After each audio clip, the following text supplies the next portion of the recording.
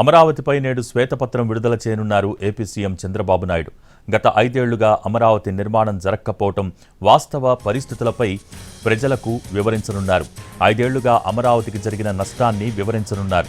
2014లో TDP అధికారంలోకి వచ్చిన తర్వాత రాజధానిగా అమరావతిని ప్రకటించింది. రైతుల నుంచి 30,000 ఎకరాలకు పైగా భూములను సేకరించింది. అయితే 2019లో వైసీపీ ప్రభుత్వం వచ్చిన తర్వాత 3 రాజధానుల అంశాన్ని తెరపైకి తీసుకొచ్చింది. దీంతో గత 5 ఏళ్లుగా అమరావతి నిర్మాణం ఆగిపోయింది. టీడీపీ ప్రభుత్వం నిర్మించిన భవనాలు, ఎమ్మెల్యే మంత్రుల క్వార్టర్లు, హైకోర్టు న్యాయమూర్తుల బిల్డింగ్ల నిర్మాణం కూడా ఆగిపోయాయి. దీంతో వీటి వివరాలను వైట్ పేపర్లో పొందుపరచనున్నారు ఏపీ సీఎం.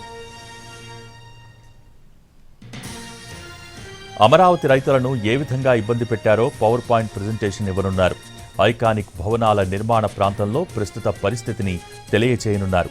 పునఃనిర్మాణం కోసం తమ ప్రభుత్వం ఏం చేయనుందో తెలియచేయనున్నారు సీఎం చంద్రబాబు. రాజధాని నిర్మాణంపై ఇప్పటికే వివిధ కాంట్రాక్టు సంస్థలతో భేటీ అయ్యారు సీఎం. ముందుగా జంగిల్ క్లియరెన్స్, బుష్ క్లియరెన్స్పై ఫోకస్ పెట్టింది ఏపీ ప్రభుత్వం.